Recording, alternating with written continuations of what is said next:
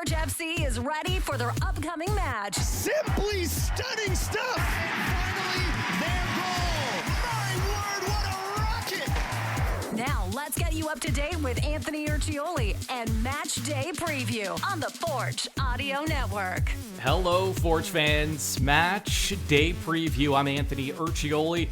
This is the Forge Audio Network. Wherever and however you may be watching and or listening, it will be the start of 3 home matches in 9 days to finish the season for Forge FC. It all starts on Saturday at 5 o'clock. Forge and York United.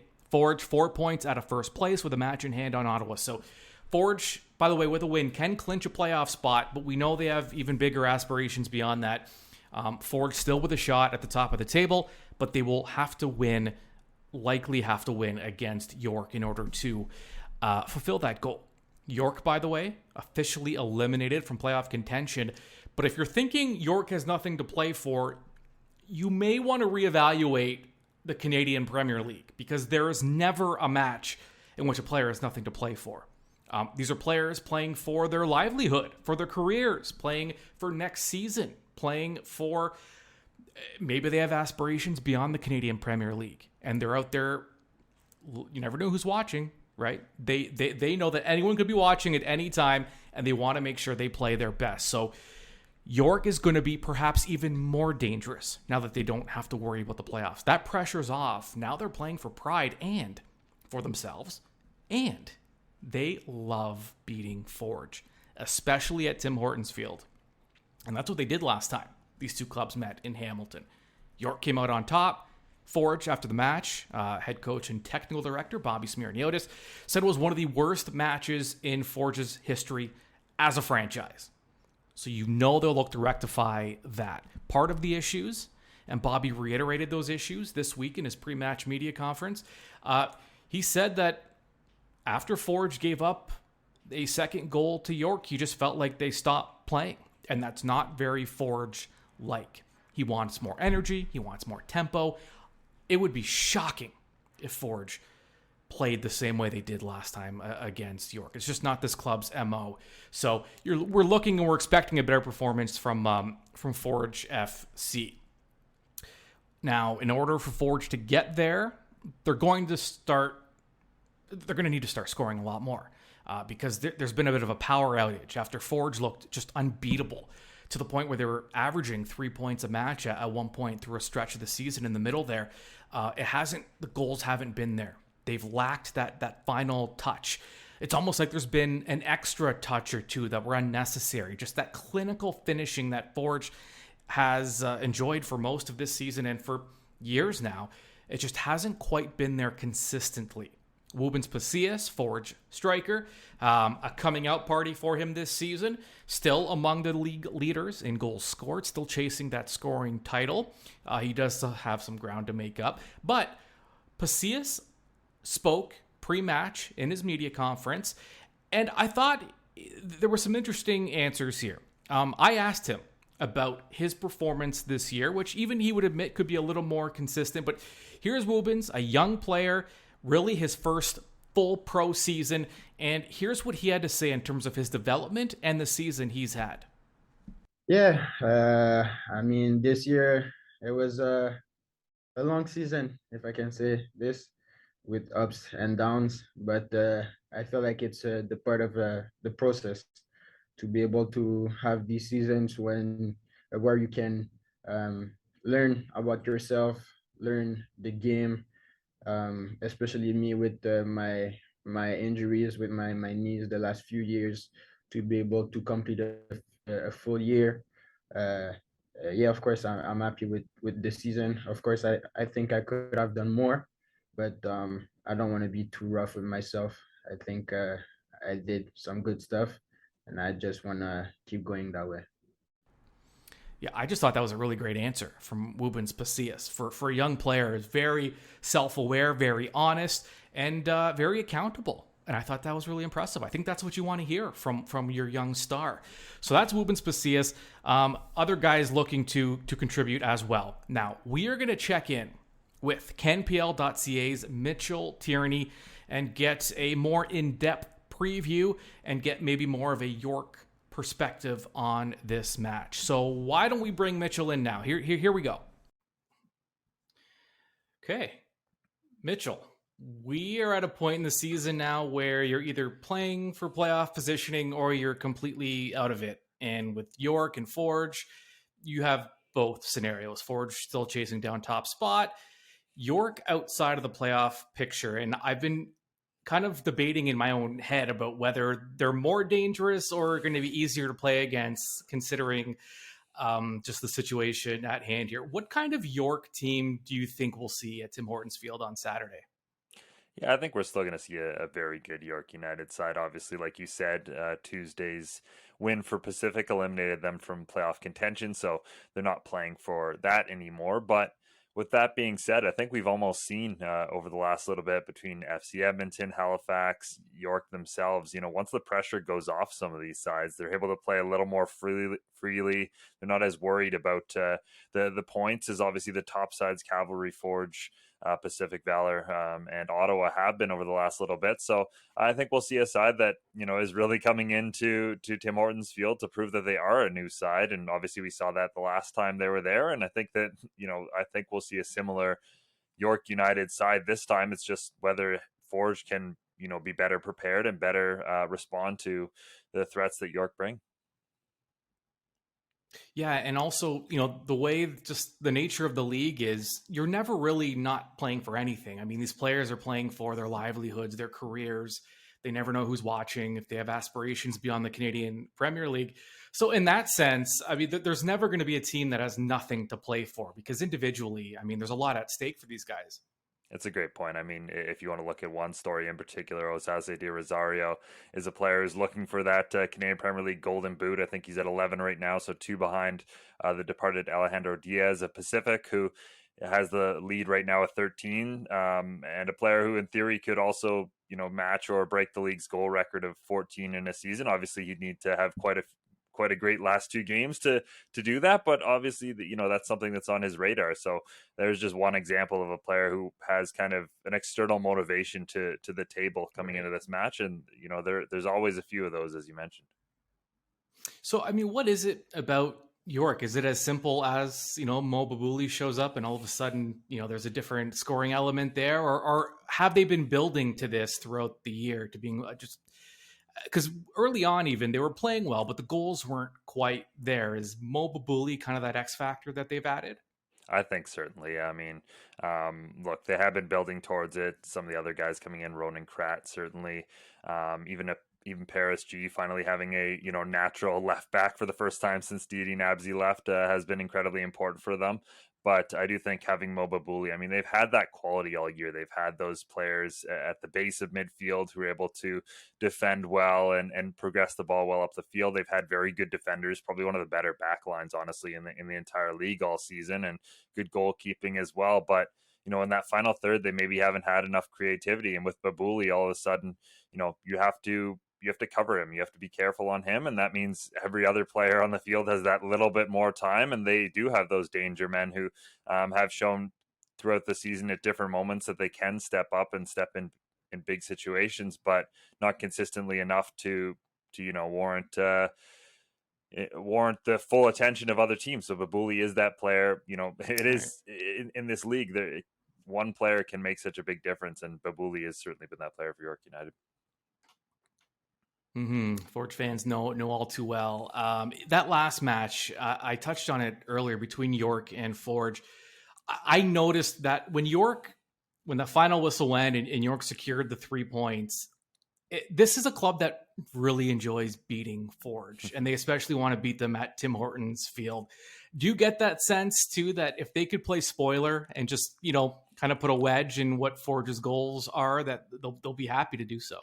Oh, definitely. I think this has been a rivalry that has taken a step forward this season in terms of the quality of the matches we've seen, in terms of now, the fact that we have a player who obviously used to play for Forge is now playing for York. I think that always adds a little bit of an element into things. So, yeah, I definitely think that York is super keen to play spoiler in this match and would love to come into Tim Hortons Field and, make Forge a little bit more uncomfortable in those playoff positions. How's Ottawa feeling now? I mean, they've been in top spot for, in a league where we've seen that top spot that flip almost week to week. Ottawa's been, the team now for several weeks. I, I are, I mean, I don't. There's something about Ottawa, and forgive me, Ottawa fans, but they're still. I don't know that they are the best team in the league, despite where they are in the standings. Do you get the feeling that this is a club that actually believes that they are the top team in the league? I think so, and I think they do have reason to believe that. I think you're right in the sense that I think Forge, Cavalry, maybe even Pacific have higher highs than we've seen from Atletico Ottawa this season. If you want to talk about CONCACAF League Pacific, some of the performances they put in there, Forge when they were at their very best during the summer, and Cavalry same thing when they were on those long winning streaks. I think that the capability and the talent that they showed during those matches is probably higher than anything we've seen from Atletico Ottawa this season, but there hasn't been the same question marks with Ottawa that there's been with all those other sides. Forge has gone times without scoring. Cavalry's had defensive troubles, and same thing. The goals have dried up, and Pacific's had some really rough stretches as well. Valor as well, if you want to throw them into the mix, because they're not officially out of it, of course. Same thing. They've had some really tough moments as well. Whereas Atletico Ottawa, I think the only thing you can point to is a couple of really odd results, like the 3-0 loss to Forge, evidently, or the 6-1 loss to Valor. But those have been very few and far between. Otherwise, they've been incredibly consistent. And I think that going into the playoffs with all these other top teams who one week they look great, the next week they don't look so great, Atletico Ottawa is at least decent every week, and that should give them, some confidence going into these playoffs, because that's obviously, on any given day they're going to show up, I think. I want to ask you before I let you go about the new awards. So we went from 5 to 7. We now have a Defender of the Year and a Players Player of the Year. Was there? I mean, I guess Defender of the Year, there probably was a need for that award as well. Do you feel like now we kind of have a complete picture here of awards and enough kind of players getting their due? Yeah, I think so. I also like the fact that obviously the coach of the year will be voted on by the other coaches. I think that's a good little touch that will allow them to reflect best on their peers, and maybe being in similar positions, kind of understand the rigors that the different coaches will have gone through, so that they can best assess that. So I do like that little wrinkle. But yeah, I do. I mean, the awards first and foremost are beautiful. I think. Yeah, I'm interrupting you just so I can remind people that if you haven't yet, go online and look at these awards. I mean, and not only that, but read the story behind the awards, why they look the way they do. That to me is the best part. I think it's the full picture of the awards you need to see and kind of get the whole story there. But anyways, yeah, sorry, go ahead. No, absolutely. I think that is more than fair. And obviously I would rank them up there with the best individual awards in terms of sports leagues around the world, in terms of, just everything about them. But yeah, I do think now more complete picture. And obviously, there are so many good players in this league. I think that's something that has certainly been proven this year time and time again. So the more of them that can be recognized for their abilities in different ways. And obviously, I always love peer awarded things, because I think that, honestly, sometimes the best people who can evaluate you are the people doing the exact same thing as you. So another Players Player of the Year award, I think, is a great addition. Yeah, I do wonder though, there's kind of the inner politics sometimes, right? Like we don't know how players feel about certain players, and maybe coaches too. And I don't know how much that goes into it. Do you have any early favorites for some of these awards? Like maybe Defender of the Year? Ooh, Defender of the Year is a really tough one, because I think we've seen a lot of good. I mean, he'll hate me for saying it, but Alex Ashnodi Janssen in Forge has to be up there. Wouldn't that be funny? I think he'll refuse the award if he gets it, to be honest, just because he doesn't want to be categorized as a defender. But he's a midfielder. Yeah, exactly. Yeah, I think Karifa Yao out in Cavalry has been excellent this season. Diego Espejo. I mean, honestly, take your pick of the Atletico Ottawa defenders. All of them, I think, could have a show between Becky Espejo, Miguel Acosta as well. So there's a few different players who I think are going to be in this conversation. And that's honestly, of all the awards, that's one of the more interesting ones in terms of who might win it. Yeah, and I think what's important, what these awards add to, is if you're a fan of the league, or typically you're a fan of a team, you're a fan of Forge. It's hard to see all the other teams and all the other players play consistently. So these awards, it's a way to kind of showcase the different players and, maybe get some household names in there after a while. So yeah, I mean, listen, it's great. And again, go to CanPL.ca and look at the awards, the actual sculptures, and then read up the story behind them because it's great. Speaking of great, Mitchell, as always, thank you very much. And enjoy the matches this weekend. We got some good ones. Yeah, absolutely. I think there's playoff implications in every one of the matches, and the one that doesn't have playoff implications could have regular season title implications. So all to play for this weekend in the Canadian Premier League. Now, we know Forge FC is always at their best when the fans they show up, they're loud, and they bring that extra little element, that X factor, that 12th man element to Tim Hortons Field and to the club. So, if you haven't yet, this could be a great opportunity to check out Forge FC at Tim Hortons Field. Great promotion on right now. You can save on tickets with the value pack. You can get 4 tickets to the October 1st, that's this match against York, or the October 5th game, a midweek match against Pacific, and a $25 Tim Hortons Field rewards card for $99. 4 tickets and $25 to spend at the stadium. That's for these 2 matches only. You can pick which one. Head on over to forgefc.ca to cash in on that deal. Also, speaking of October 5th, that's the match against Pacific. It is the Women in Sports match. Part of that is the Spark Summit. It will be a coming together of professionals, women working in the sports business. There'll be a panel. It'll be hosted by Jacqueline Dory of CBC Sports. And it's just a great opportunity to network, meet your peers, and to get a lot of insight into work as a woman in the sports world. Tickets are available now, forgefc.ca for more information. You can also catch my in-depth interview with Jackie Dory on Focus on Forge. That's available now wherever you get your Forge content, via podcast, on YouTube, wherever you get it. It is there now.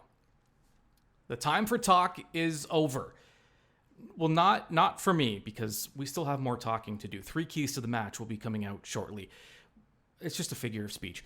The time is now for Forge to take on York. It's coming up Saturday, Tim Hortons Field. I will be there, and I hope to see you there. Don't forget, Dominic Samuel will also be honored for playing 100 matches with Forge FC. So many reasons to get out. We'll see you there.